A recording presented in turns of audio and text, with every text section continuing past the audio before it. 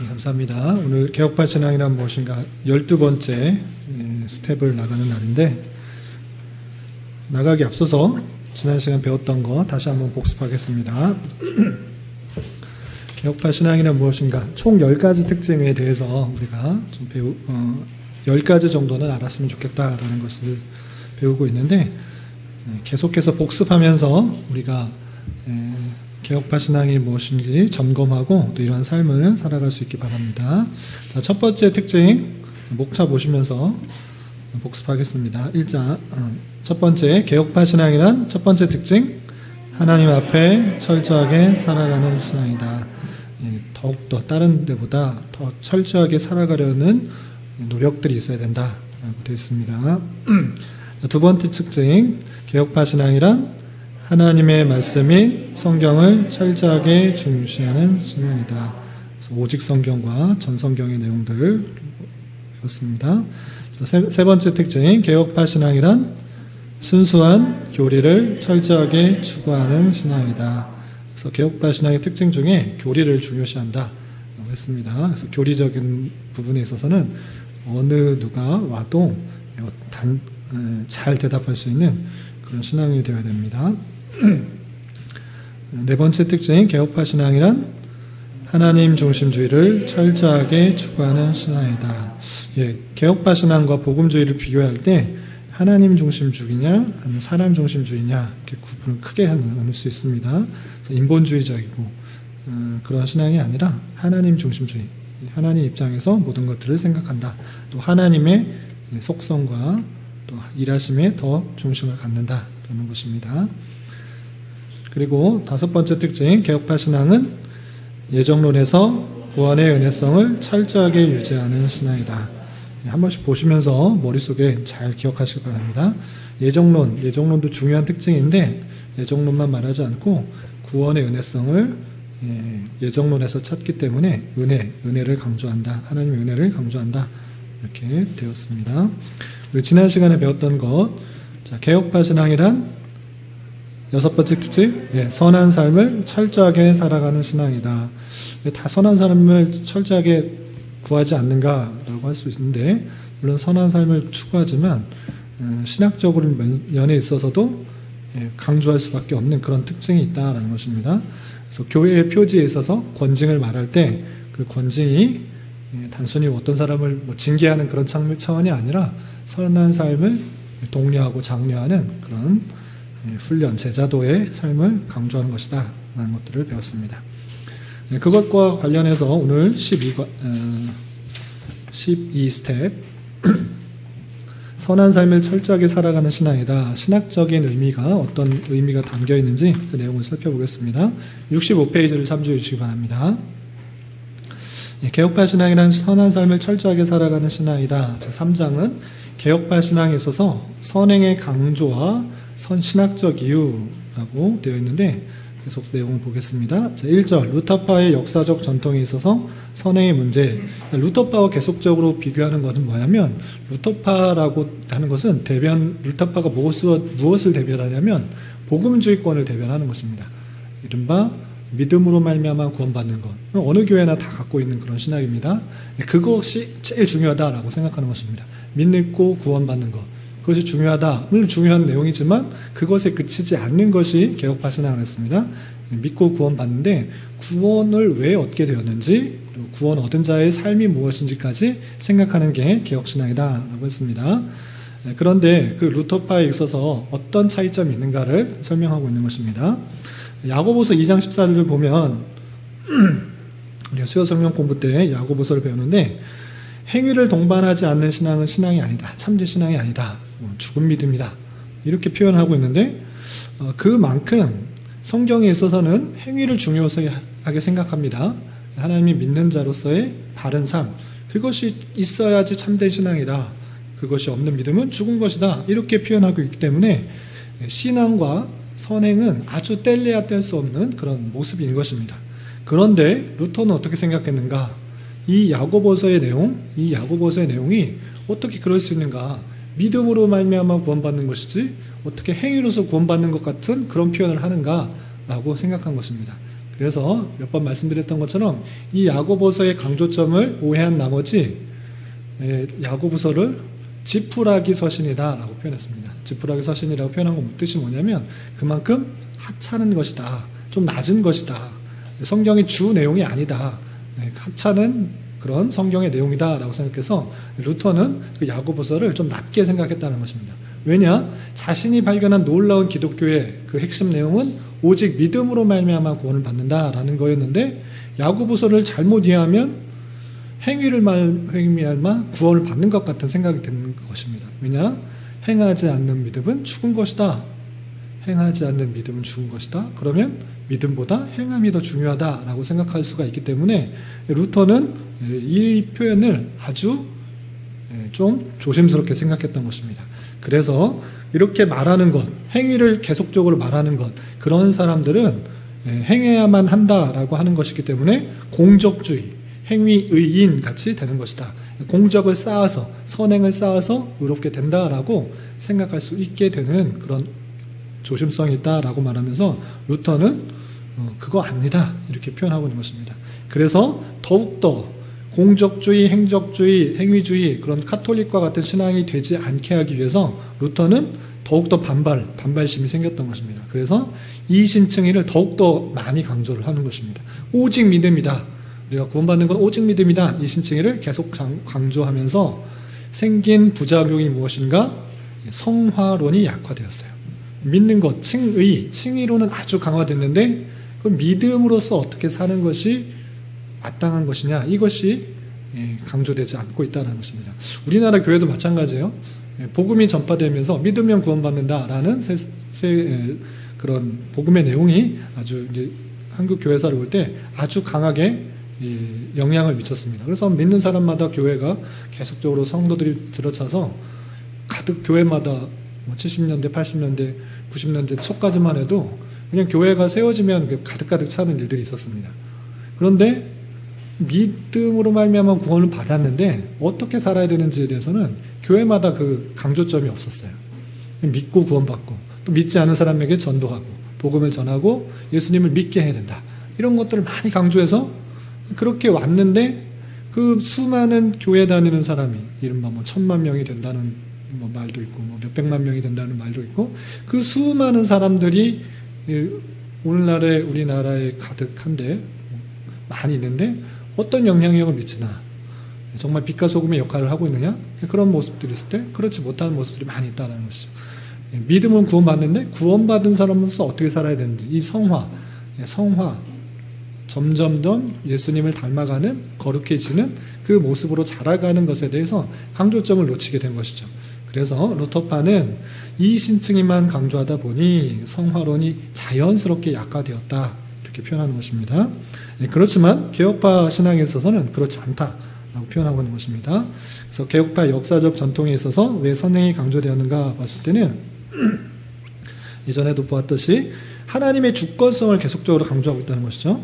구원받는 것, 그것은 내가 믿었기 때문에 구원받았다라기보다는 하나님의 주권 가운데 선택과 예정이 먼저 있는 것이고 그 예정에 따라 내가 믿어지게 된 것이다. 그 믿음도 주님께서 주었기 때문에 왜 나를 구원케 하셨는가? 하나님께서 구원케 하신 이유가 무엇인가? 목적이 무엇인가? 뜻이 무엇인가? 구원받은 자로서 어떻게 살아가야 되는 것까지 생각하는 것이 개혁파의 특징이라는 것이죠. 그래서 하나님의 주권성을 강조할 때 나는 어떻게 살아가야 됩니까? 이 세상의 삶의 목표가 구원받는 데 있지 않습니다. 개혁파 신앙에 있어서는 구원받는 데 있는 것이 아니라 구원받은 자로서 어떠한 삶을 살아가야 되는가, 이것에 대해 관심이 있고 이것에 대해서 질문하며 살아가는 것입니다. 그렇기 때문에 선행이 강조될 수밖에 없다. 믿는 자로서의 삶이 강조될 수밖에 없다라는 것입니다. 그리고 개혁파 신앙에 있어서 율법의 제3용법이 강조됩니다. 율법과 복음과의 관계를 잘 이해되는데 성경을 읽을 때 아시는 분도 있지만 처음 들으시는 분이 있어서 다시 한번 정리하겠습니다. 성경에 율법들이 많이 나오잖아요. 뭐 하라고 나오잖아요. 근데 이것들을 모두 다 지켜야 되는 것입니까? 어떻게 지켜야 되는 것이죠? 이것을 잘 이해 못하면 구약 성경을 읽으면서 그대로 지켜야 된다라고 생각하는 사람이 있어요. 예를 들어서 구약 시대 나오고 있는 제사제도, 이거 하라고 했으니까 그대로 지켜야 됩니까? 그리고 구약 성경 10계명에 보면 안식일을 거룩히 지켜라 라는 표현이 있는데 안식일을 거룩히 지켜야 되는데 왜 우리는 안식일을 안 지키고 주일을 지킵니까? 그런 내용들을 그 율법, 하나님께서 주신 그 말씀의 그 특징들을 잘 못하면 잘못 이해하고 잘못 적용할 수 있다는 것이죠. 구약에 있는 내용도 누구에게 말하는지 또 어떤 뜻으로 말하는지 잘 모르고 그대로 오늘날에 적용할 수가 있기 때문에 하나님께서 주신 율법을 그 종류를 알아야 되고 율법의 역할을 잘 알아야 되는 것입니다. 그래서 아시는 분도 있겠지만 처음 들으신 분들을 다시 한번 정리하겠습니다. 성경에 나오는 율법, 성경에 나오는 그 말씀은 세 가지로 구분을 할 수 있습니다. 들어보셨나요? 우리 하영이 들어봤어요? 율법의 종류? 처음 들은 것 같아요. 무식법, 시민법, 도덕법 들어봤어요? 못 들어봤어요? 네, 그러면 대부분이 모르는 걸로 알고 설명하겠습니다. 율법이 있는데 성경에는 법들이 있는 율법이 있는데 그것을 구약 시대만 지켜야 되는 것이 있고 예수님을 생각하게 하는 법이 있고 그리고 오늘날 똑같이 지켜야 되는 법이 있어요. 이것을 구분하는 것입니다. 그래서 예수님이 생각나도록 하는 법, 그것이 의식법이에요.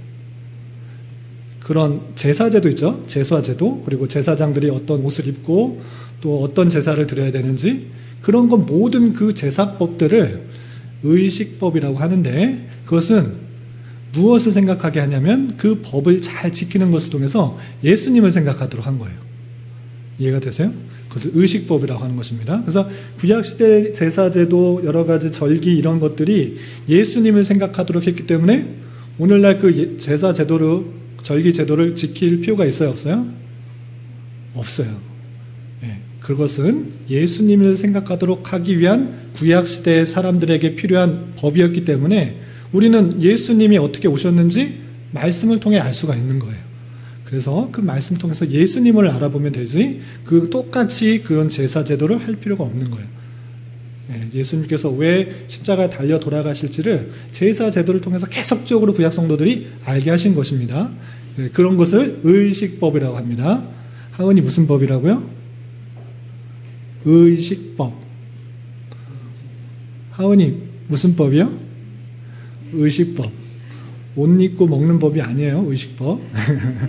의식. 어떤 예절과 또 제사 드리는 그런 것을 의식법이라고 합니다. 첫 번째 의식법 아시겠죠? 예수님이 생각나도록 하는 그런 법. 성경에 그런 구약 성경에 특히 그런 의식법들이 많이 있습니다. 오늘날 그것을 똑같이 지키지 않아요. 예수님이 어떠한 분지를 생각할 수 있도록 생각하면 되는 거예요. 그래서 의식법이라고 합니다. 두 번째 법이 있는데 그것을 시민법이라고 해요. 무슨 법이요? 시민법. 시민법은 뭐냐면 그 구약시대에 성도들이 잘 살아갈 수 있도록 주신 법이 있어요. 그럼 구약시대 환경과 여건에 따라 주신 법이지 오늘날에 똑같이 지키라고 한 법이 아니에요. 아시겠어요? 여러 가지 법들 중에 그 구약시대 성도들이 그 사회를 유지하기 위해서 주신 법이 있어요. 그래서 그런 법들은 어떻게 하냐면 그 정신을 살리는 거예요. 주님께서 구약 성도들에게 다른 나라의 관계에 있어서 또 사람들과의 관계, 이웃과의 관계에 있어서 어떻게 지내라고 하셨는지 그 정신, 원리들을 생각해서 오늘날 그것에 맞게 그 원리를 적용하면 되는 거예요. 아시겠어요? 그것을 시민법이라고 합니다. 시민법. 하진이 무슨 법? 시민법. 예수님이 생각나게 하는 법은 무슨 법이라고요? 의식법. 그리고 모든 사람에게 똑같이 적용하라고 공통적으로 주신 법이 있습니다. 대표적인 게 10계명인데 구약 성도들뿐만 아니라 오고 오는 성도들에게 하나님께서 요거는 좀 알아두고 지켜라. 그것을 잘 정리해서 핵심적으로 10가지를 알려주셨습니다. 10계명이죠. 그것을 도덕법이라고 합니다. 윤시호 무슨 법? 도덕법. 그것은 구약시대만 지켜요? 오늘날 성도도 지켜요?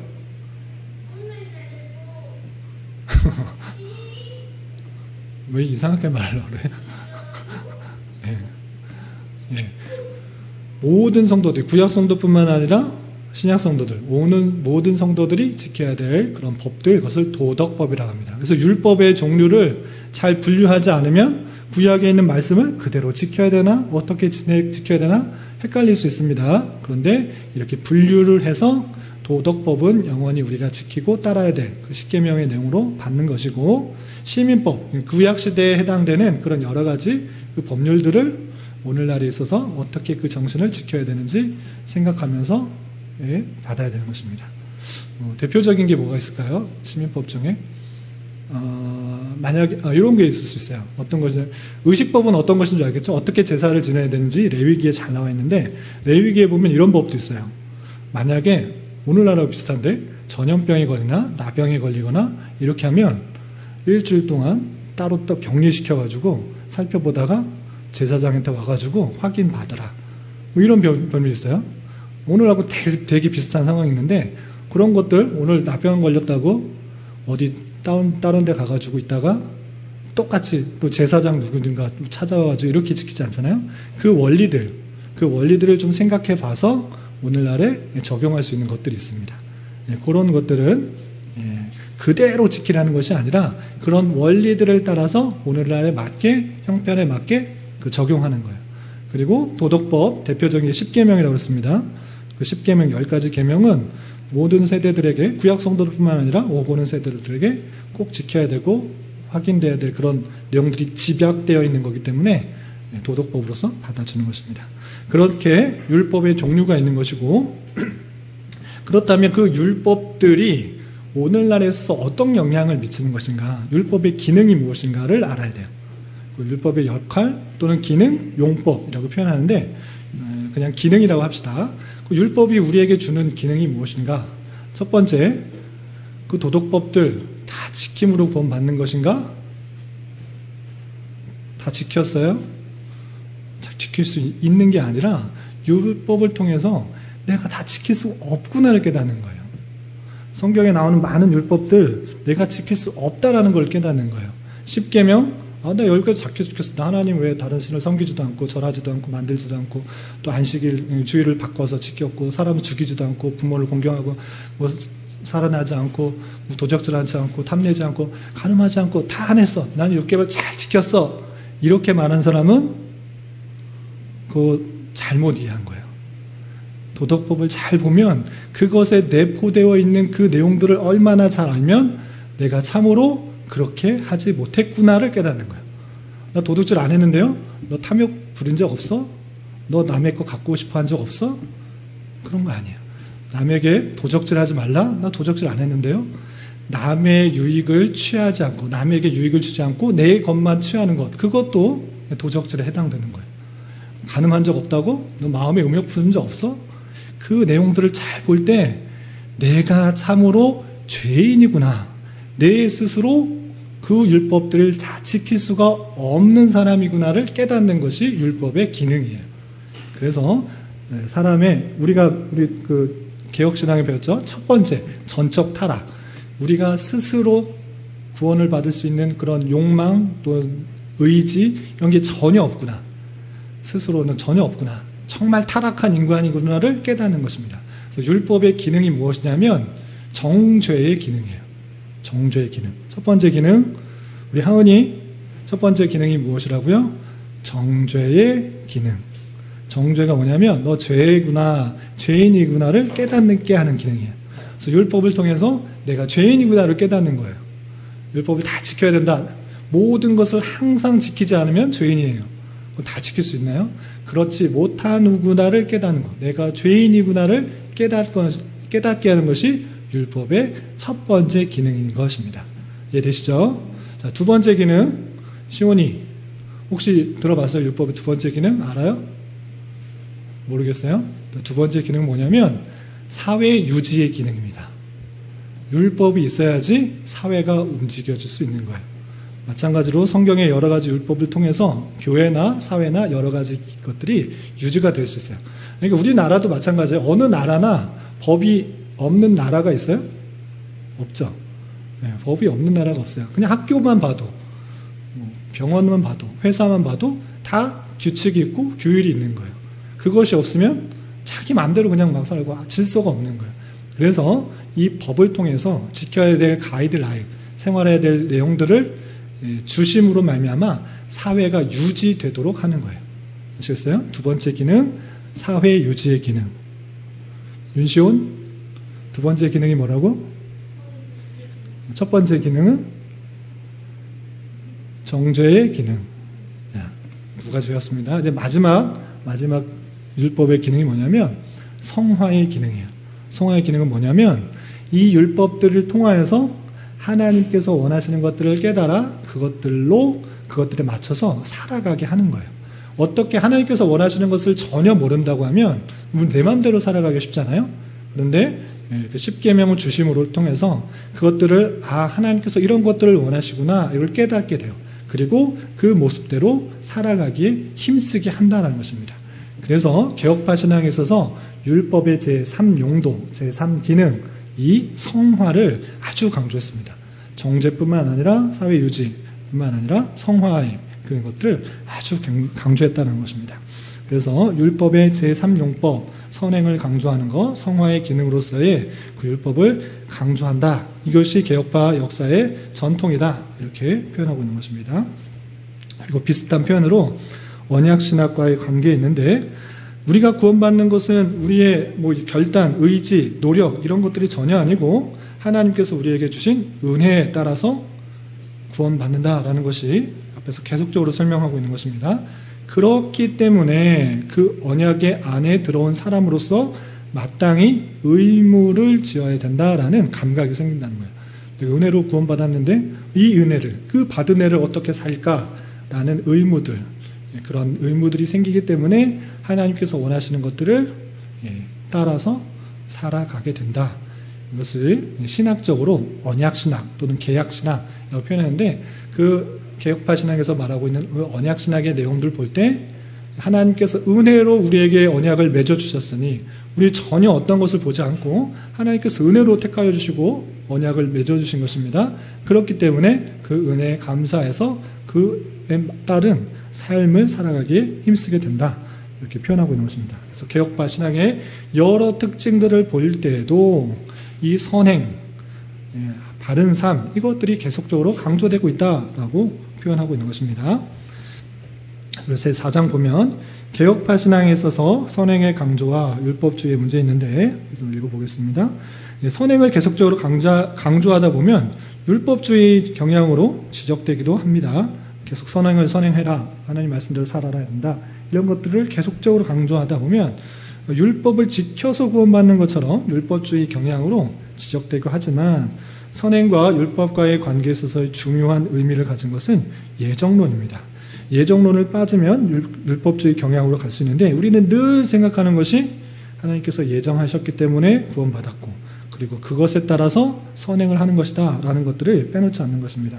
그래서 건전한 예정론은 율법주의에 빠지지 않고 동시에 무율법주의, 율법이 필요 없다고 말하지 않아요. 예정론을 바르게, 잘못된 예정론 말고 바른 예정론을 가진 사람이면 우리가 예정을 따라서 구원을 받았기 때문에 구원받은 사람으로서 마땅히 하나님께서 원하시는 삶이 있다라는 생각을 가지고 율법을 잘 지키는 가운데 나갑니다. 율법을 지켜서 구원하는 것이 아니고 구원받았기 때문에 율법을 잘 지키려고 하는 그런 모습으로 나가는 것이고 이렇게 해서 율법주의에 빠지지 않고 또 무율법주의자는 무엇입니까? 우리가 율법을 따라 구원받는 건 아닙니다. 그렇기 때문에 무율법주의자는 뭐냐면 율법 지킬 필요 없다라고 말을 해요.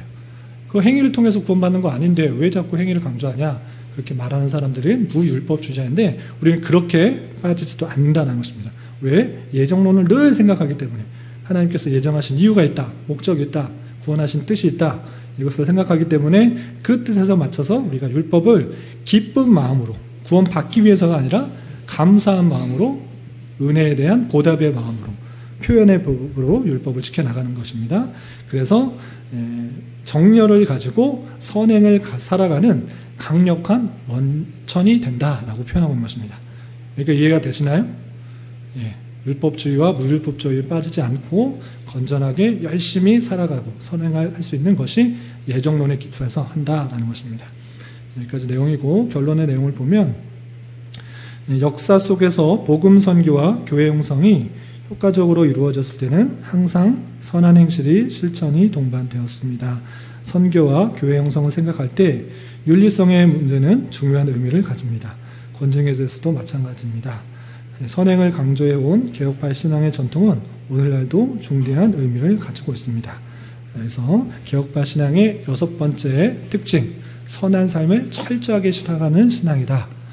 이렇게 정리했습니다. 다시 한번 정리를 하면 우리가 구원받았기 때문에 구원받은 자로서의 삶이 정말 선한 것으로 드러나는 것이 아주 강조된다.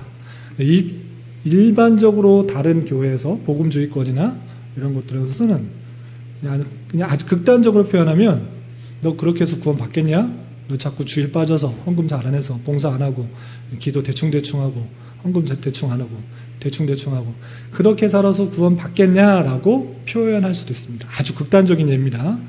그런 행위 자체가 구원을 이루지 못한다고 잘못 표현할 수도 있어요. 우리는 그렇게 말하지 않습니다. 구원을 받았기 때문에 기쁜 마음으로 감사한 마음으로 주님께서 원하시는 것들이 무엇인지를 알아보니 교회를 잘 섬기고 성도를 잘 섬기고 또 여러 봉사도 하고 또 주일 성소도 잘하는 것이 하나님께서 정말 원하시는 뜻이구나 생각하면서 열심히 그러한 일들을 해나간다라는 뜻입니다. 이렇게 정리를 하시면 되겠습니다. 6번째 특징 이렇게 정리했는데 혹시 지난주와 이번 주에 걸쳐서 선한 삶을 철저하게 살아가는 신앙이다 관련해서 질문 있으신 분은 질문해 주시기 바랍니다.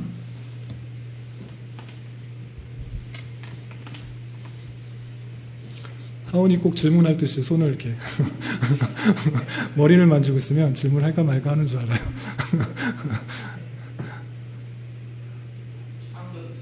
예, 아무거나 질문해 주셔도 돼요. 이거 벗어난 질문도 괜찮습니다.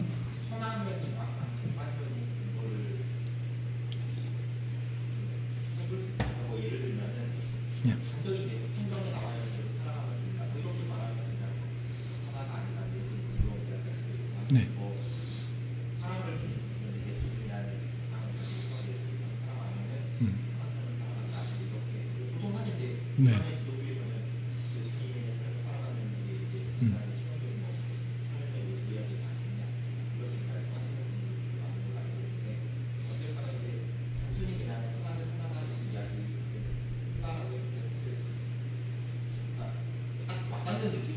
네. 네, 아주 중요한 질문을 하셨습니다. 네, 네, 예.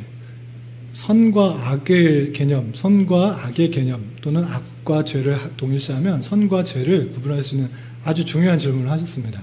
그냥 도덕적 선을 말하는 것이 아닙니다. 우리는 도덕적 선을 말하는 것이 아니고 도덕적으로 선하게 살아가는 것, 그것을 말하는, 물론 그것도 포함되지만 그 차원이 아니고 더 넓은 차원이고 핵심적인 차원입니다. 무엇이 선인가? 무엇이 참인으로 섬인가? 라고 했을 때는 하나님께서 원하시는 것, 하나님의 속성에서 비롯된 것이 선이다 이렇게 표현하는 것입니다.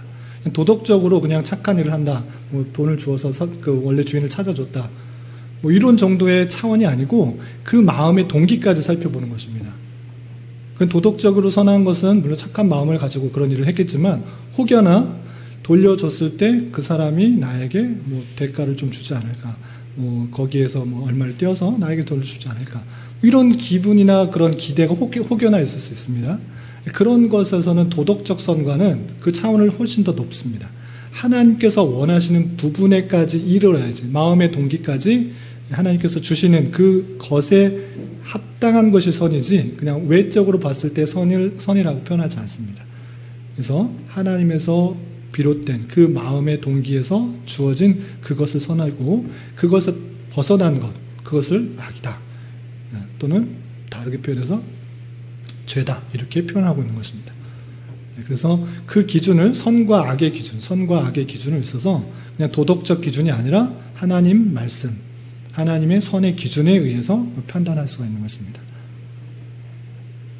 하나님의 선의 기준은 무엇이냐? 부지런히 말씀을 읽지 않으면 어디까지가 선인지 잘 모를 수 있어요.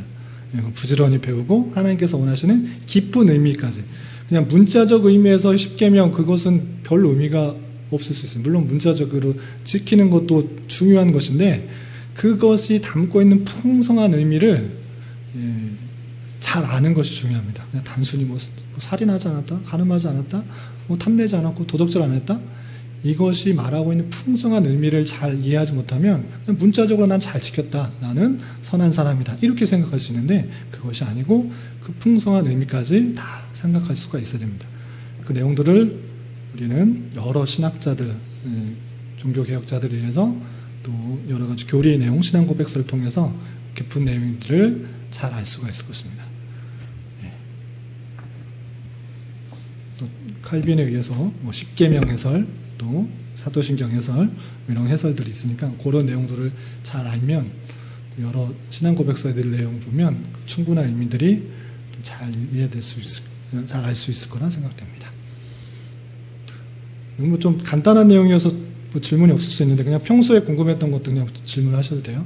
아는 범위까지 얘기하고 또 제가 모르면 또 더 잘하시는 분들이 또 있으니까 보충 설명을 또 해주시면 더 이 자리가 풍성해질 것 같습니다. 네. 질문은 아니고요. 네. 수업의 소중리를 말씀드렸죠. 네. 어린아이들도 있고 해서. 네, 네. 요식법은 예수 그리스도로 인해 성취했기 때문에 네. 이게 절대로 더 이상 지켜서는 안 되는 그렇죠. 내용이라는 걸 어제 네. 대학이면은 뭐 더 믿음을 지키기 위해서 주일도 지키고 안식일도 지키고 절도 지키고 있겠지만 절대로 지키면 안 되는 예수 그리스도의 그거는 그 성취 완성을 부정하는 거 이렇게 하면 안 되는 거고. 네. 신입법은 시대와 제도가 바뀌에 따라 용도 폐기됐다. 그래서 그냥 정신만 받아들이면 된다고 생각하고 있거든요. 네. 도덕법은 그냥 편하게 쓰기 위해서는 영원한 도덕법 이렇게 표현을 하면 그게 모든 세대에 걸쳐 예수 그리스도가 재림하실 때까지 우리가 지켜야 되는 그런 내용이라고 기함을 할 때 알았으면 좋겠습니다. 네. 잘 보충 설명해 주셨습니다. 자, 오해되는 분 없으시죠? 부분.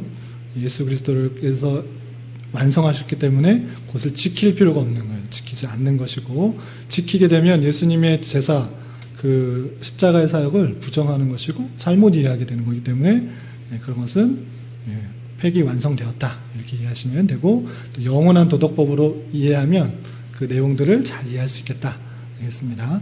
보충 설명해 주셔서 감사합니다. 율법의 종류가 네. 1번 의식법, 2번 시민법, 3번 도덕법. 네. 도덕법은 오늘날에도 모두 지켜야 하는 네. 도덕법이라고 한다고 하셨는데 그 레위기 11장에 보면은 그 먹지 말라고 하는 그 의식들이 나오잖아요. 네. 그거를 보고서 뭐 네. 고등어를 그냥 딱 버린 적도 있었는데 이게 건강을 위해서 오늘날에도 지키면 좋은 건지 좀 그냥 무시해도 괜찮은 건지 그 정결한 것, 정결하지 않은 것, 또 먹어야 될 것, 먹어야 되지 않는 것 이런 것도 구분들이 있는데 그것들은 제가 볼 때 시민법으로 보시면 되지 않을까. 예, 시민법 쪽에 의식법 뭐 그 예수님을 표현한 것이 아니고 또 영원히 지켜야 될 그런 법, 우리 지금 뭐 비늘이 있는 뭐 이런 것 구분 안 하고 다 먹잖아요. 그때 당시에 정결한 것과 그렇지 않은 것을 구분하는 하나님의 말씀으로 받아들일 수 있는가 없는가를 그때 당시에 주었던 정신에 맞춰서 오늘에 맞춰서 하나님께 주신 그 것들로 받아들여야 되지 않을까, 정신으로 받아야 되지 않을까. 제가 볼 때는 시민법이라고 생각되는데 혹시 어떻게 생각하시나요? 잘은 모르겠는데 제 생각에는 네. 그게 나온 것 같을 때 그 당시에 다른 민족들은 그걸 먹었던 것 같아요. 네. 근데 하나님께서 이스라엘 민족을 그들과 구별시키기 위해서 그 당시에만 주셨던 법인 것 같아요. 네. 그게 진짜 우리에게 해롭거나 하나님의 그게 아니라 이걸 먹고 안 먹어를 통해 가지고 구분할 이스라엘 수 민족이 다른 민족들과 구별되게 하기 위해서 그 당시에 주셨던 말씀인 것처럼 생각이 듭니다. 네. 네, 그래서 그런 정신을 따라서 오늘날 성도들이 그리스도인으로서 해야 될 것과 해야지 말할 것, 그 기준이 하나님 말씀이 되어야 된다. 네, 그렇게 생각하시면 좀 적용되지 않을까. 김은미 지사님 먼저 드셨네요. 예. 네. 네네. 네. 네. 그때 당시에 이제 먹지 말라는 음식들이 실제로 건강에 안 좋은 음식들이 많았어요. 그래서 네. 어떤 것도 있었죠? 기름 같은 게 있었고 뭐 되새김질 안 하는 거나 뭐 굽이 안 달라지나 물고기는 비늘이 없는 거나 뭐 네.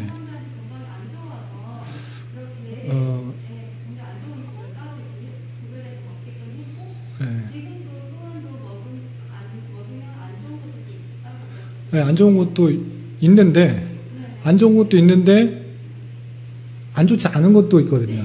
그러니까 그 구분이 명확하지 않은 거라서 그 기준이 건강에 또는 불결하다, 부정하다 이런 차원보다 물론 맞는 거 있습니다. 뭐 박쥐 먹지 말라는 이런 것도 오늘날 박쥐가 문제해가지고 뭐 코로나 생겼다 이런 말도 있는데 등등의 부정한 것에 해당되는 것들도 있는데 그렇지 않는 것도 있다는 거죠. 그러니까 돼지고기나 뭐 오징어나 이런 비늘 없는 고기나 뭐 굽이 안 갈라져 있는 뭐 등등도 있어서 물론 그때 당시에 뭐 부정할 수도 있는데 오늘날에 있어서 부정의 기준이 되게 애매모호할 수 있다는 거죠.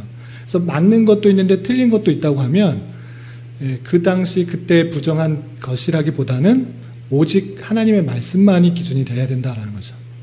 하나님이 이렇게 말했기 때문에 그 당시에 이스라엘 사람들이 그 말씀에 순종하지 않느냐, 순종하느냐 안 하느냐의 기준이 된다는 거죠.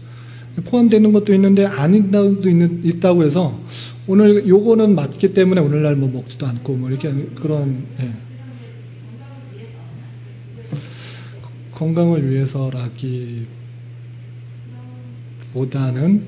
그런 것도 있지만 아닌 것도 있다 이렇게 그래서 그러니까 건강에 좋지 않은 뭐 불결한 것들이 있지만 뭐 그렇지 않은 것도 있기 때문에 그거에 의해서 그거에 정확하게는 하지 않고 하나님의 말씀이기 때문에 기준이 된다라는 것이 오히려 더 정확하다고 할 수 있겠습니다. 권사님.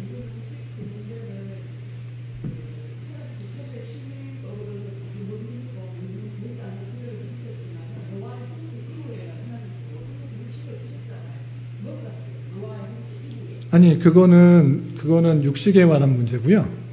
지금 그 정결례는 모세 이후, 모세 율법 이후이기 때문에 물론 노아 홍수 전에 전에 정결 부정한 것들은 이제 그 육식에 관한 문제고요.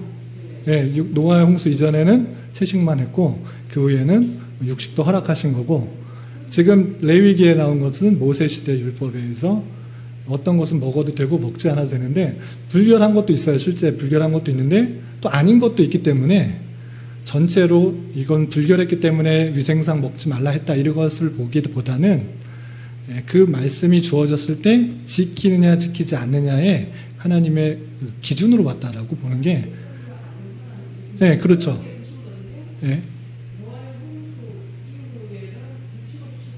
네, 맞습니다. 네.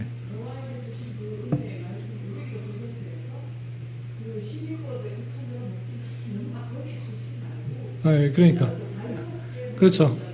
이제 오늘날에 있어서는 뭐 우상의 쟁물까지도 고린도 그 후서의 전서 후서를 보면 그 우상이 지금 있는 것이 아니기 때문에 그것이 죄가 되지 않는다. 먹거나 막거나 감사함으로 받으면 유익하다라고 했기 때문에 그런데 이제 그런 것에 있기 때문에 좀 자유할 필요가 있지 않는가. 먹는 것이 이거 성경에 이렇게 나왔기 때문에 오늘날에 돼지고기 먹는 것이나 뭐 비늘 없는 생선을 먹는 것이나 뭐 되새김질 뭐 안 하는 뭐 이런 등등등등의 그런 기준에 의해서 내가 먹어야 된다 말아야 된다 이것은 좀 감사함으로 받으면 되지 않을까. 정신 그 말씀에 의해서 살아간다는 정신만 받으면 되지 않을까 이렇게 생각합니다. 네. 네. 네.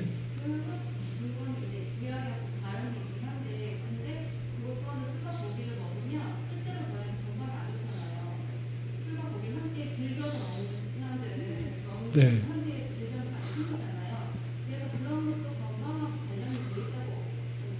건강하고 관련이 되어 있지만 술을 얼마큼 먹냐에 따라서 또 다르거든요. 그러니까 바울은 디모데에게 포도주를 조금씩 쓰라라는 표현을 썼어요. 즐겨 먹는 게 어디까지인가도 또 애매했었어서 그래서 물론 건강적으로 술과 뭐 고기를 안 먹고 채식하는 게 더 뭐 유리할 수도 있는데 오히려 건강을 위해서 조금씩 먹는 것이 더 좋을 수도 있고 우리나라는 술이 금기시 되는 기독교의 아주 중요한 사상이긴 하지만 다른 데서는 그렇지 않거든요. 독일 같은 경우에는 뭐 맥주 마시는 것에 대해서 뭐 이렇게 생각하지 않거든요. 술 문화 자체가 다르기 때문에. 네, 그래서 조심스러운 그런 부분도 많이 있죠. 제가 의학적으로는 어디까지인지 잘 모르겠지만, 그래서 물론 술 많이 먹고 고기 많이 먹으면 뭐 당연히 안 좋죠. 그렇기 때문에 아니다 이렇게 표현하기는 것은 조금 네. 네. 술과 고기를 즐겨 하는 차이 어디 표현이죠? 제가 네. 검색 찬스를 제가 한번 저는 그런 표현이 아니고, 그러니까 고린도 후서에서는 그 우상 제물이 있을 때 그 우상 제물을 먹는 데 있어서 그 자리에서 먹지 말라라는 그런 표현들을 제가 기억하고 있고요. 제가 뭘로 검색을 하면 될까요? 제가 검색은 찬스는 쓰는데 저는 잘 모르겠어요. 제가 성경을 네. 네. 네네.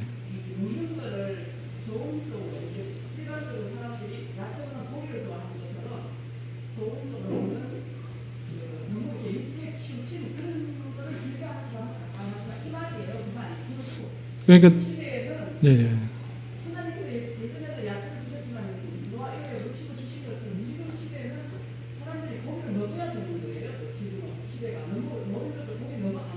지금 먹는 거에 자꾸 치우쳤는데 그거는 이제 견해들이 많이 있기 때문에 그 문제는 그거는 그 사람마다 다른 것 같고요.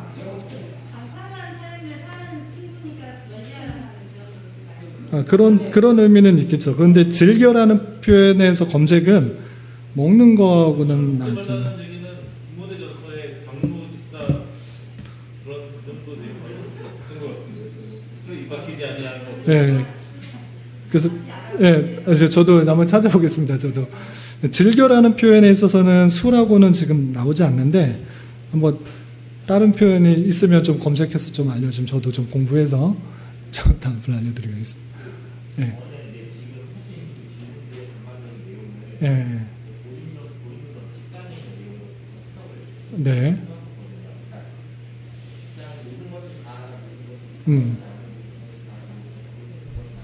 네네네.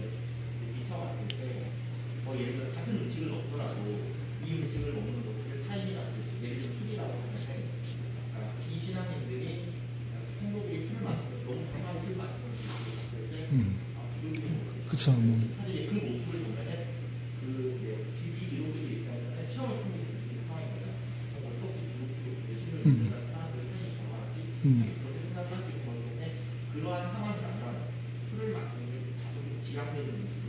그렇죠. 아주 중요한 정신을 잘.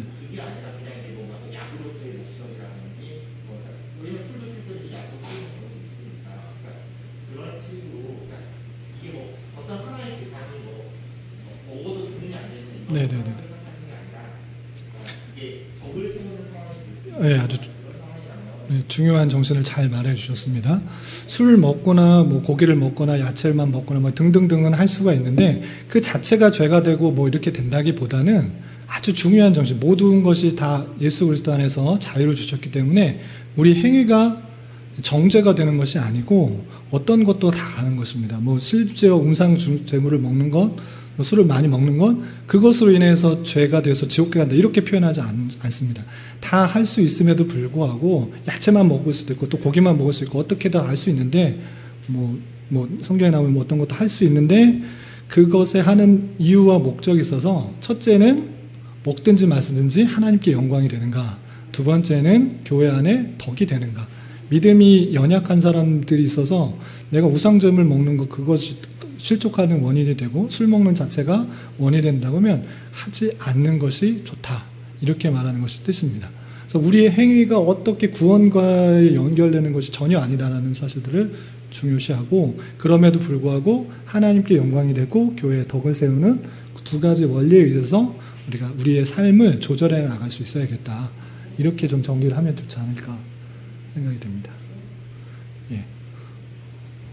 그래서 그 문화적 특성에 따라서 뭐 먹고 마시는 그런 자유들이 다 있어요. 뭐 우리나라에서는 술 먹는 교인들은 아주 저희는 지금 봤는데 뭐 다른 나라에서는 뭐 술 먹는 것에 있어서 좀 더 자유로운 그런 풍토도 있고 또 뭐 육식을 먹는 것에 있어서는 채식주의자에 있어서는 또는 지금 육식이 고기들이 어떻게 지금 길러지는지를 아는 사람들에 있어서는 어떻게 저런 거를 먹을 수 있는가라고 할 수 있지만 반면에 그 건강 때문에 뭐 이렇게 하는 사람들 오히려 반대로 반대적인 측면에서 또 드러나기 때문에 무엇을 먹느냐 마느냐 이런 것에 아주 핵심에 있어서는 그것들의 행위가 교회의 덕이 되고 있는가 믿음의 방해가 되고 있는가를 살펴보고 하나님의 영광을 위해서 정말 하고 있는 것인가를 되돌아보는 게 아주 중요한 원리인 것 같습니다.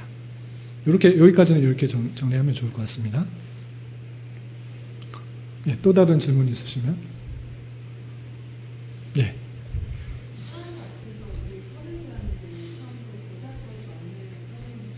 네.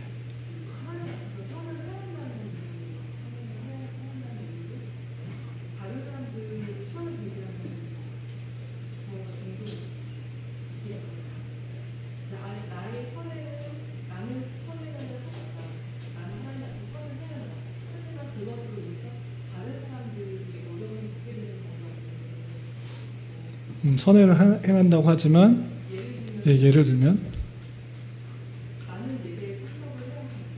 예.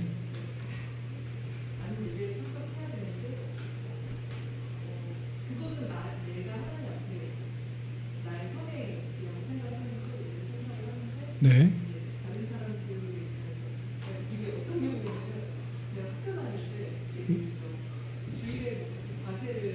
아, 네. 어떤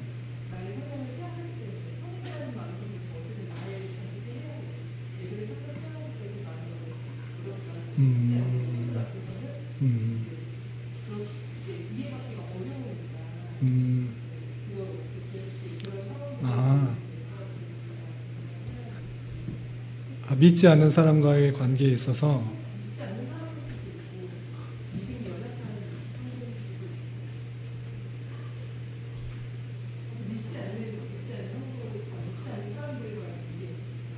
믿지 않는 사람들의 관계에 있어서 내 선행을 하는 것들에 의해서 그 사람들이 오해하거나 싫어할 수 있지 않는가?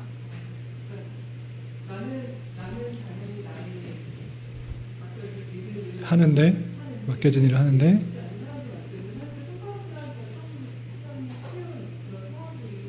그럴 수 있는데 그러니까 주일의 예를 들었습니다. 주일날 믿지 않는 사람들과 근데 믿지 않는 사람들은 주일날에 제일 모이기가 쉽고 만나기가 쉽기 때문에 약속을 잡지만 믿는 사람들에 있어서는 예배 드려야 되고 봉사해야 되고 어떤 일들을 해야 되기 때문에 그 자리 그 모임에 마땅한 것들을 행할 수가 없다라고 하는 그 문제에 있어서 어떻게 해야 되느냐라는 거죠.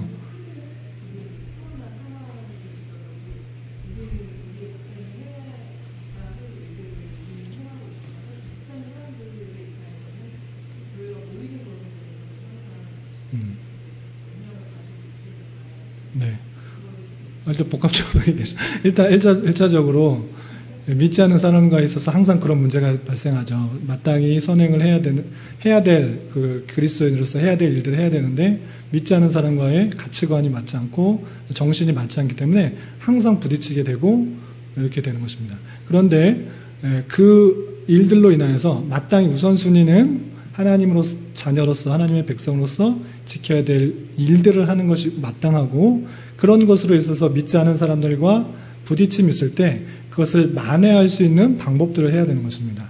그러니까 이 자리에 나오지 못함으로 인해서 내가 못했던 것을 더 부족한 걸 채울 수 있는 그 노력들을 2배나 3배나 더 해야 되는 것이고 그 부분에 있어서 더 할 수가 없다면 손해나 피해를 보는 것이 마땅한 것이죠.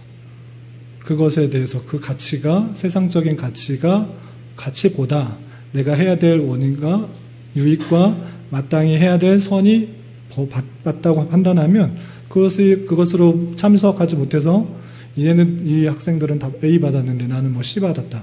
감수하는 거죠. 그 예배 시간만 피해서 11시가 아니라 오후 3시에 만나자. 4시에 만나서 내가 못된 거 다 충분히 하겠다. 그 자료들을 내가 다 수집하겠다. 내가 정리하겠다. 내가 발표하겠다. 이렇게 더 열심히 할 수 있는 방향으로 더 유익을 줄 수가 있어야 되고, 그렇지 못한 관계에서 그렇게 안 된다고 하면 그런 손해를 충분히 감당할 수 있는 모습들이 있어야 되겠죠. 그리고 이제 코로나 부분에 있어서 우리가 예배를 지금 드리고 모임을 하느냐 말아야 되느냐 문제에서는 상당히 조심스러운 부분이 있는데, 마땅히 방역이 잘 판단되고 정확하게 지켜진 것에 의해서 모두 납득할 만한 것이라면 우리가 철저하게 준수를 해야 되는데, 그냥 딱 봐도 형평성에 맞는 것인가, 바른 판단인가 라고 할 때 그것이 아니라는 것이 재판에서도 분명히 드러나고 잘못되고 있다는 것들이 드러나고 있잖아요. 그런 것에 있어서 우리는 이제 상당히 조심성이 있지만, 바른 방역이 이루어지는가, 형평성에 맞는 방역이 이루어지고 있는가, 타당하게 이루어지는 것인가, 그러지 못하고 있을 때 안타까워하는 것이죠. 그리고 빈 구석이 너무나 많아요. 방역에 있어서. 그런 것에 있어서 그냥 어설프게 하지 말라고 그랬다고 해서, 물론 그 방역을 지키기 위해서 최선의 노력들을 해야 되는 것은 마땅하고 당연히 우리가 해야 되고 열심히 노력해야 되는 것이고, 교회로서 더 철저하게 주쳐서 이 잘못된 것들이 막아지는 방향으로 해야 되는 것이 맞는데, 그 기준들이 정말 맞는 것인가에 대해서 저희들은 의문이 있는 것이죠. 그래서 뭐 많은 예배를 막는 것에서 재판을 거슬 때 재판에서도 그 이기지 못하는 그 잘못된 그 방역들이 정말 우리가 언제까지 이렇게 해야 되는 것을 안타까워하면서 계속 기도하고 바르게 방역이 이루어지고 정치가 이루어지고 좀 이루어질 수 있도록 합당하게, 뭐 이렇게 다른 종파만 봐도 종파의 모임이나 뭐 장례식이나 무엇을 봐도 다 모여가지고 다 할 거 다 하는데, 뭐 예배 드리는 거에 있어서 참 이게 마땅한 방역인가? 왜 매주 와가지고 이렇게 체크하고 교회만 이러는가 할 때 안타까움이 좀 있는 것이죠. 그래서 준수할 것들은 준수하되, 우리가 또 가져야 될 것들을 좀 가져야 되고, 지켜야 될 것들을 잘 지키고, 또 노력해야 될 부분들을 해야 되지 않을까. 그래서 하나님께 예배하고 또 교제하는 것들이 막혀지지 않도록 또 바른 방역들이 이루어지고 나라가 잘 세워질 수 있도록 열심히 기도해야 됩니다. 열심히. 이것을 통해서 하나님께서 원하시는 것이 무엇인지 계속적으로 기도하고, 올바른 통치와 정치와 방역을 통해 교회가 잘 설 수 있도록, 이런 어려움 속에서도 교회가 교회다운 모습들을 더 드러내기 힘쓰는 것이 마땅한 교회의 자세가 아닐까 생각 드는 것입니다. 그래서 이제 제가 이제 일일 성경학교 하는 데 있어서도 방역 지침에 비춰보면 좀 이렇게 걸릴 만한 것들이 많아가지고 참 조심스러운데, 교회가 이런 것들을 해야 되는데 그런 고민들이 있는 것입니다. 그래서 어떻게 해야 될지 좀 고민이 많이 되는 가운데 있는데, 하나님께서 원하시는 말을 잘 깨닫고 교회를 잘 세워갈 수 있도록 그렇게 노력할 수 있도록 함께 기도해 주시면 감사하겠습니다. 네. 네? 예. 아유, 감사합니다. 잠언. 네. 네네네. 네. 예. 그렇구나. 네. 네.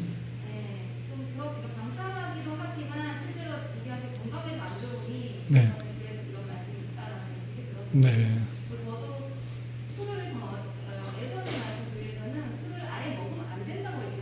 네. 개혁교회나 이런 말씀을 보면 술을 이제 한국 문화에서는 술을 많이 술 먹게 되면 술 문화 자체가 너무 많이 먹게 되고, 네네, 맞습니다. 그래서 더 그렇죠. 그렇고, 그다음에 이제 조금씩 이제 먹는 걸 절제해서 자기가 취하지 않게 절제해서 먹으면 된다고 하는데, 사실 그렇게 내가 쉽지가 않죠. 안 먹는 게 좋다. 네. 그렇게 들었고, 네. 저 또한도 술을 안 먹. 예전에 먹기도 지금 아예 안 먹는 이유가, 먹으면 제 양심에 따라서 그쵸. 못 먹게 돼요. 그쵸. 안 먹게 돼요. 네. 술에 대해서 조금 이렇게 예. 싶고요. 네네. 여기 술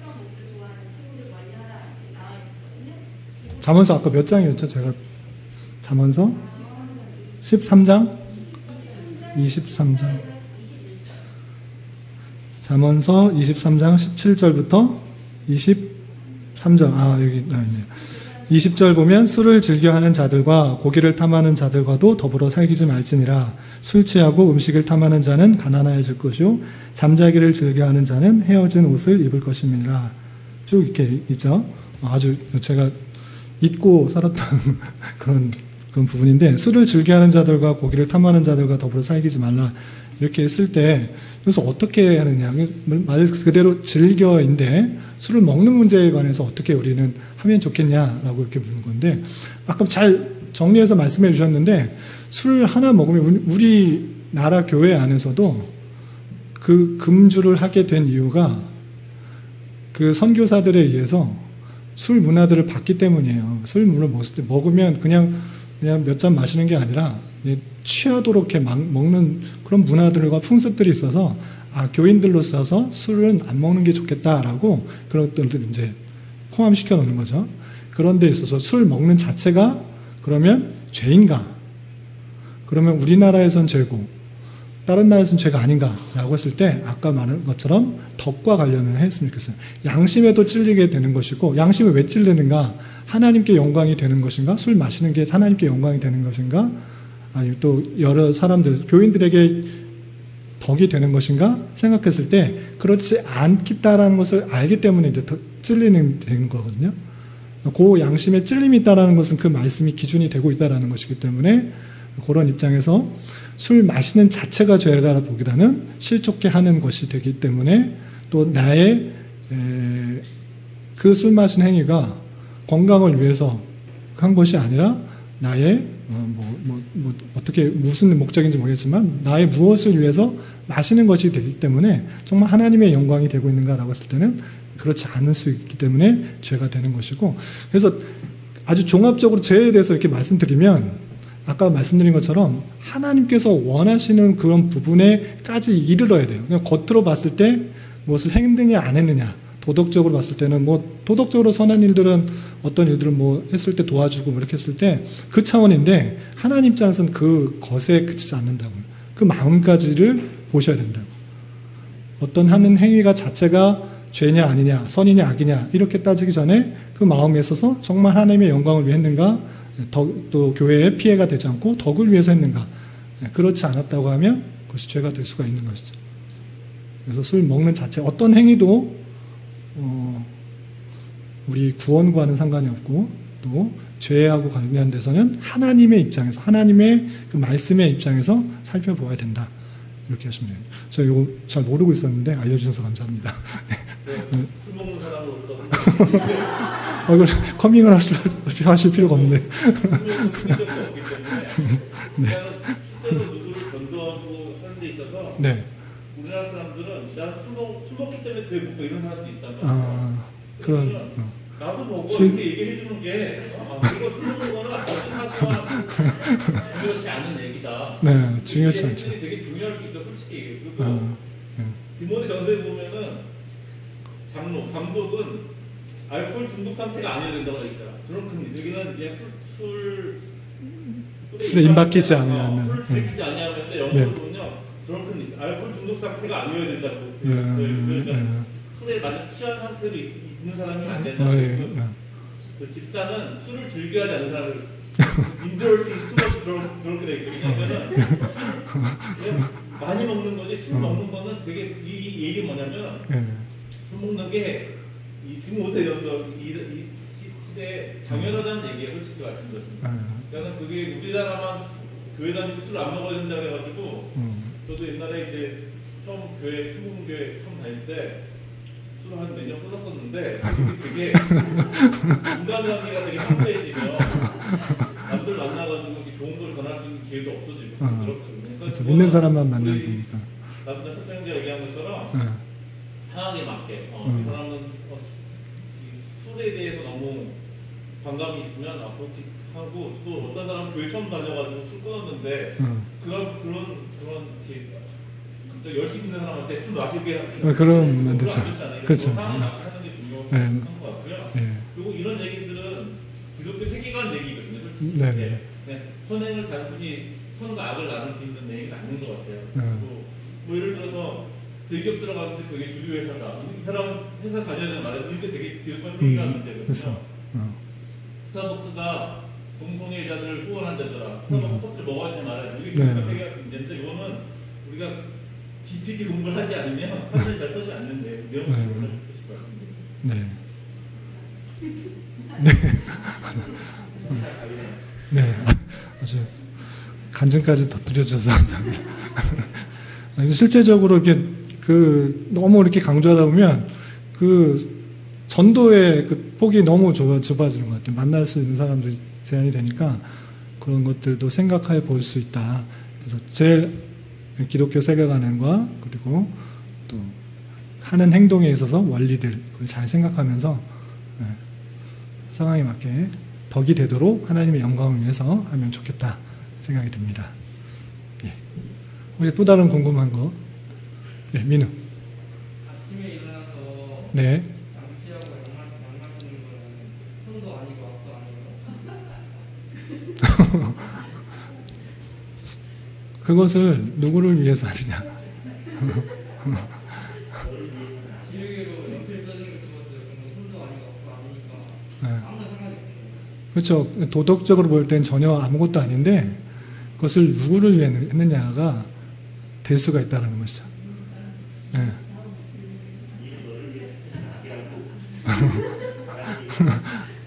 그래서 예배에 참석하기 위해서 일어나서 양말 씻고 양치하고 양말 신고 이런 것은 바른 행위가 될 수 있는데 그 행위가 PC방에 가기 위해서 주일인데 PC방에 가기 위해서 하는 행동이었다.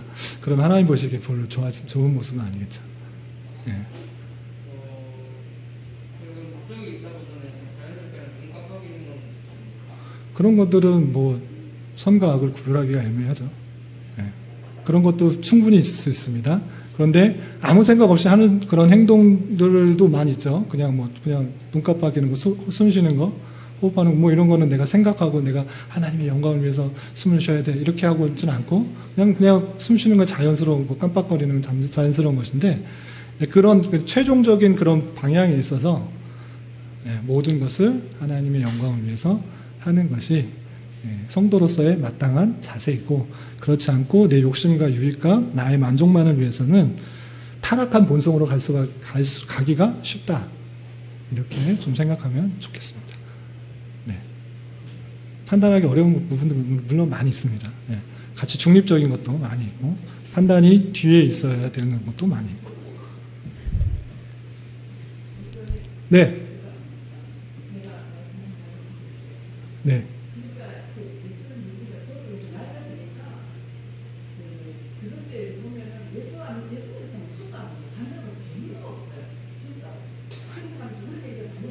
예수 믿는 사람이 재미없다. 술도 안 맞고 담배도 안 피고 그렇죠. 그렇죠.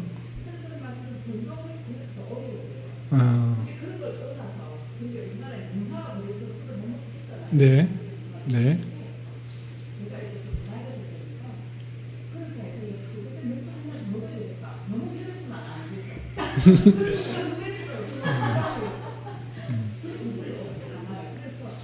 그래요?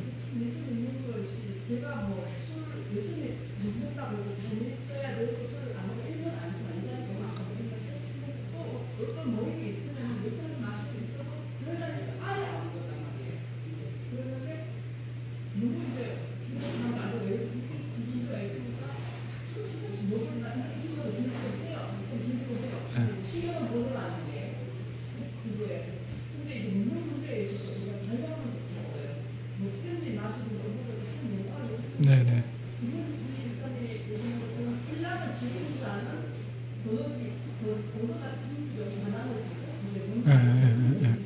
네.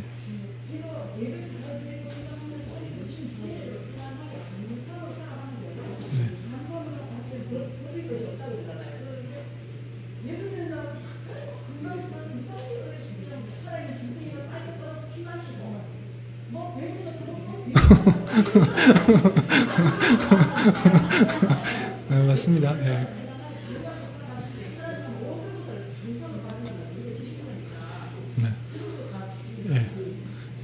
첨언해 주셔서 네, 감사합니다. 혈액순환에는 맥주 한 잔이 좋다는데 하여튼 극단적인 표현인데 술자리 같은 경우에 있어서도 이것을 마시는 이유와 목적이 이제 잘 드러나야 된다고 생각합니다.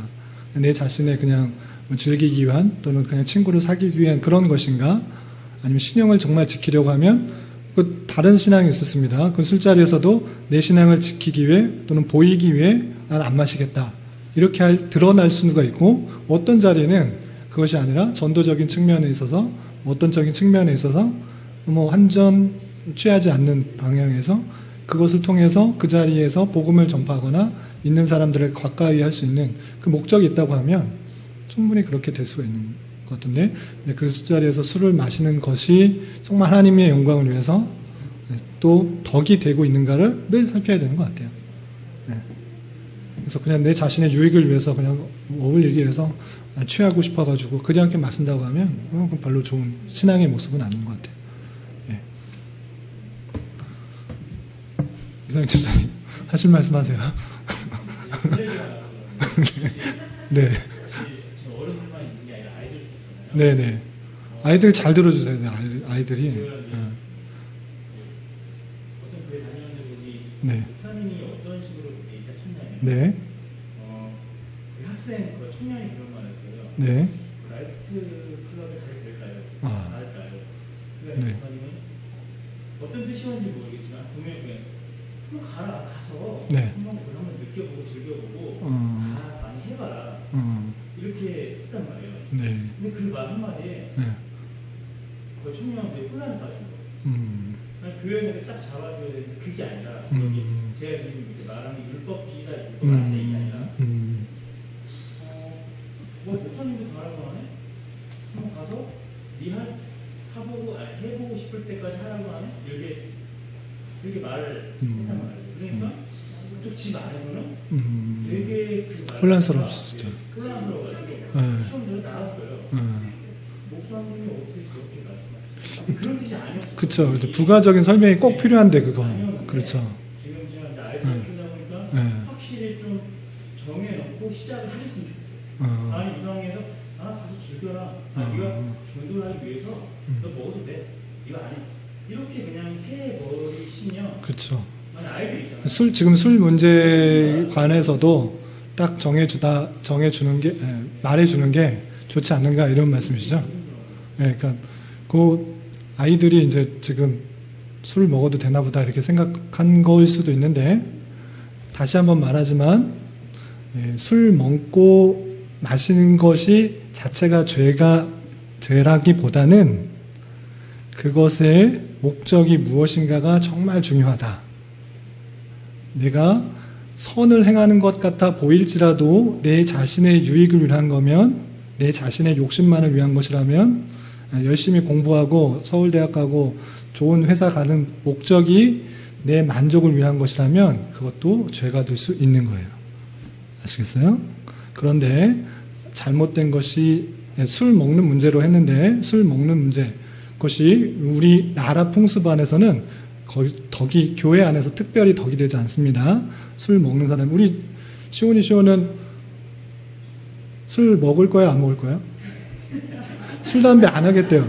목사 저를 보고 그런 게 아니라 술 먹은 사람의 모습이 너무 이상하대요. 그리고 담배 냄새가 너무 이상하대요. 제가 교인이 아니라 예수 믿는 사람이 아니고 술 먹은 사람의 취한 모습을 봤는데 너무나 끔찍했던 거예요. 봤는데 그냥 땅바닥에 쓰러져 있어 이렇게 이상한 모습을 본 거예요. 그 모습을 보고 아우 술을 왜 먹냐 맛도 없는데 왜 이렇게 먹냐라고 하더라고요.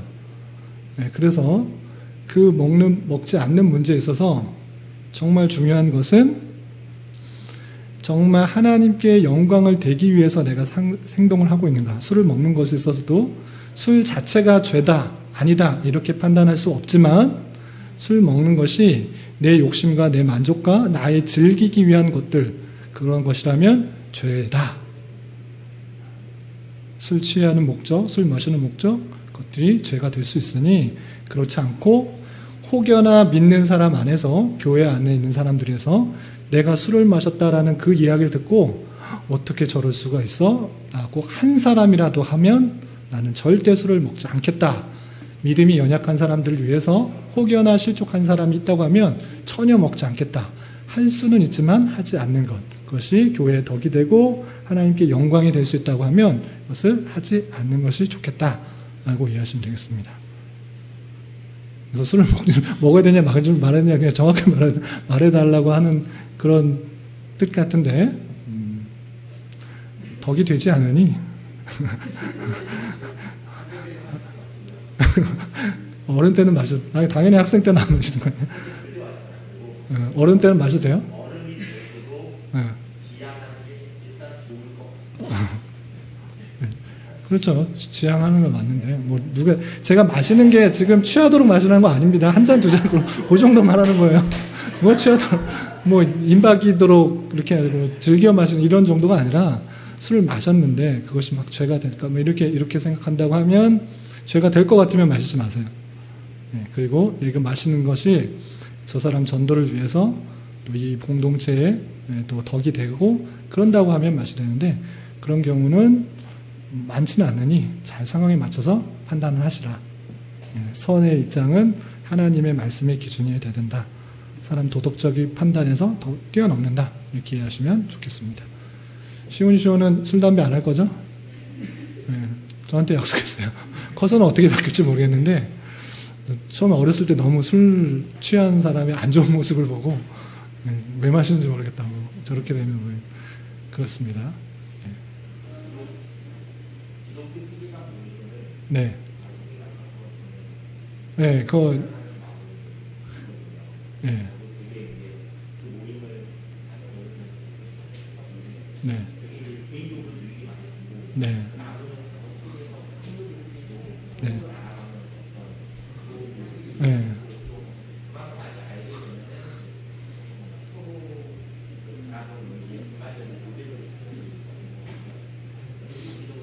네. 좋은 의견 감사합니다. 기독교 세계관 모임과 북스터디 책 나눈 모임과 여러 가지 모임들을 하면 좋은데 지금 거의 이 모임 자체도 지금 기적과 같이 막 다르게 막 해서 모이고 있는 형편이어서 일단 코로나가 좀 잠잠해지고 또 그러면 교회 여러 모임들 통해서 관심사와 또 주제들로 인해서 다양한 논의들과 이야기들을 했으면 좋겠습니다. 예. 네.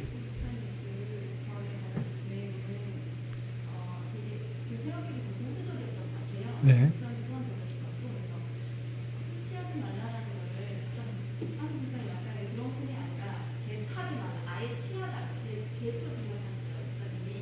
술에 취한다고요? 예.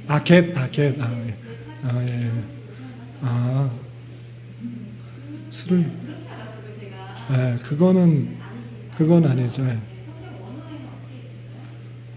아까 취하지 말아가 드렁큰으로.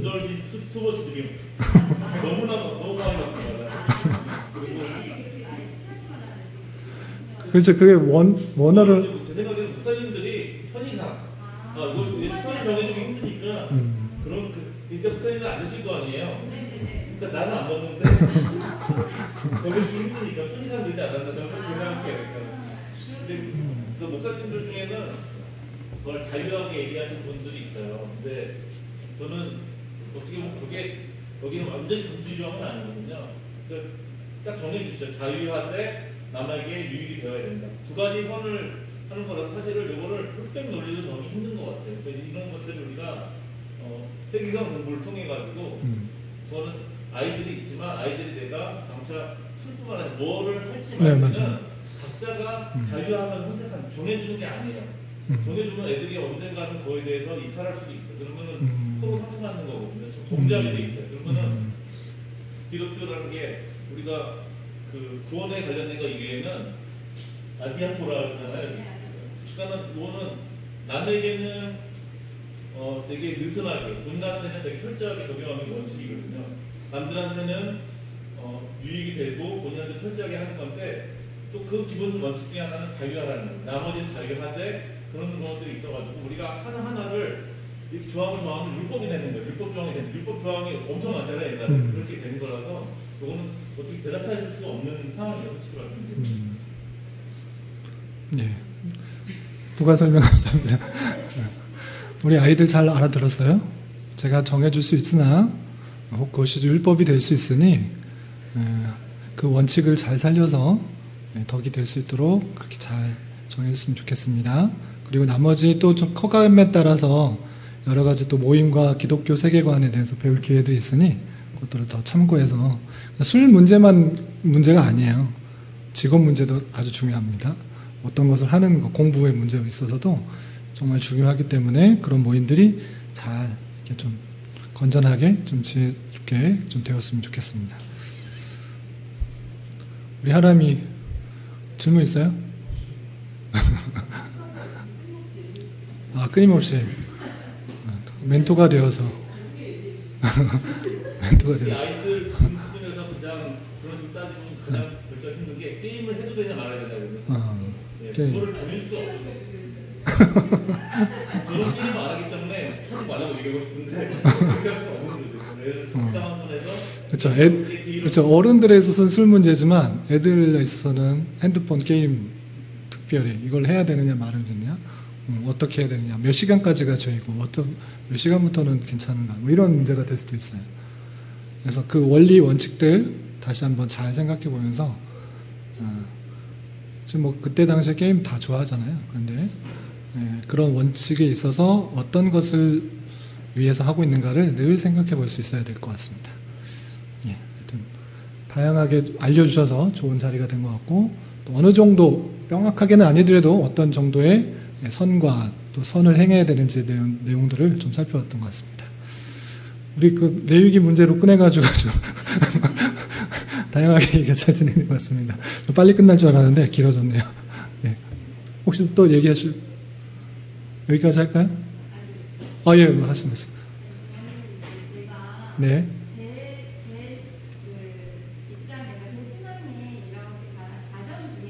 네. 술을 먹으면 안 되겠다는 생각을 했고 네. 일단은 제가 10년 원래 좋아하지 않았지만 좋아하지 않으니 끊기도 쉽긴 했었는데 10년이 지났는데 그게 말씀에 따라서 제가 양식에 따라서 제가 이제 끊었지만 또 먹다 보니까 그때 당시 이제 먹을 때 약간 안 믿는 신앙심이 엄청 없는 사람처럼 이렇게 보이기도 하는 그렇죠. 네.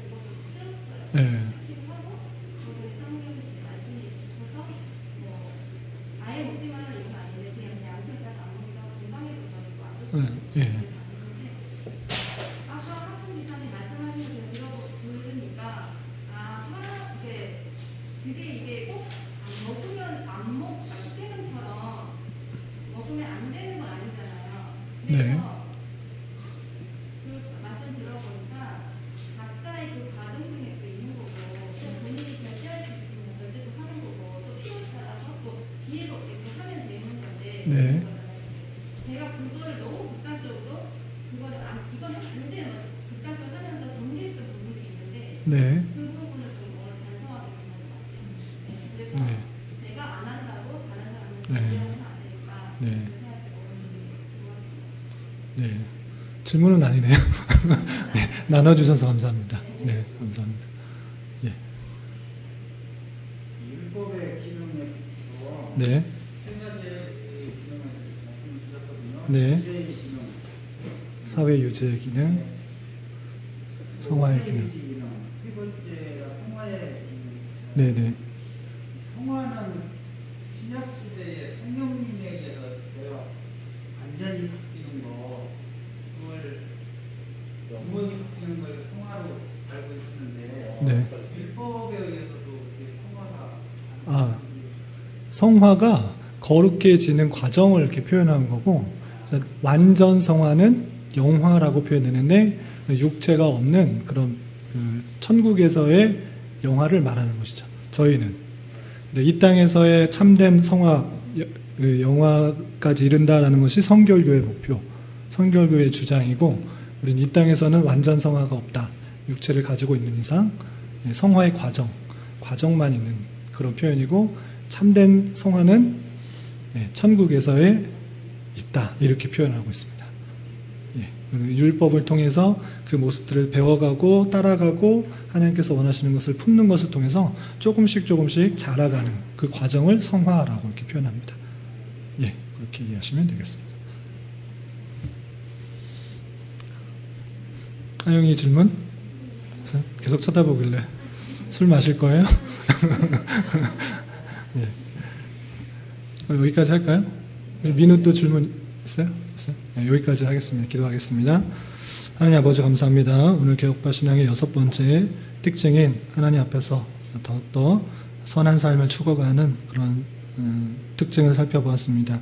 이런 말씀을 아는 자로서 우리의 삶의 목표와 기준과 행동의 방향이 오직 주님께 맞춰 있는지 다시 한번 되돌아보게 하시고 하나님께서 성도를 향해서 어떤 것을 원하시는지 부지런히 읽고 또 깨달아 그 모습에 맞춰 살아가게 힘쓰는 자 되게 하여 주시옵소서. 여러 가지 율법들을 대할 때 남을 판단하는 도구로 사용하지 않게 하시고 내 자신의 부족함과 연약함과 죄들을 깨닫는 수단으로 삼게 하시고 무엇보다도 하나님께는 영광이고 또 많은 사람들에게 덕과 유익이 되는 삶을 살아가기 힘쓰는 자 되게 하여 주시옵소서. 이제 모든 수업 마치고 돌아가려고 합니다. 돌아가는 발걸음도 안전하게 지켜 보호하여 주시고 각자의 삶 속에서 주님과 동행하며 주님 앞에서 살아가는 삶 살게 하여 주시옵소서. 특별히 코로나로 인하여 또 여름철 무더위로 인하여 여러 가지 육체적인 어려움을 겪고 있는 성도들 그의 마음과 생각과 환경과 여건을 지켜주셔서 하나님께서 또 하나님을 의지하면서 잘 감당하며 이겨나갈 수 있도록 인도하여 주시옵소서. 예수님의 이름으로 감사히 기도드리옵나이다. 아멘.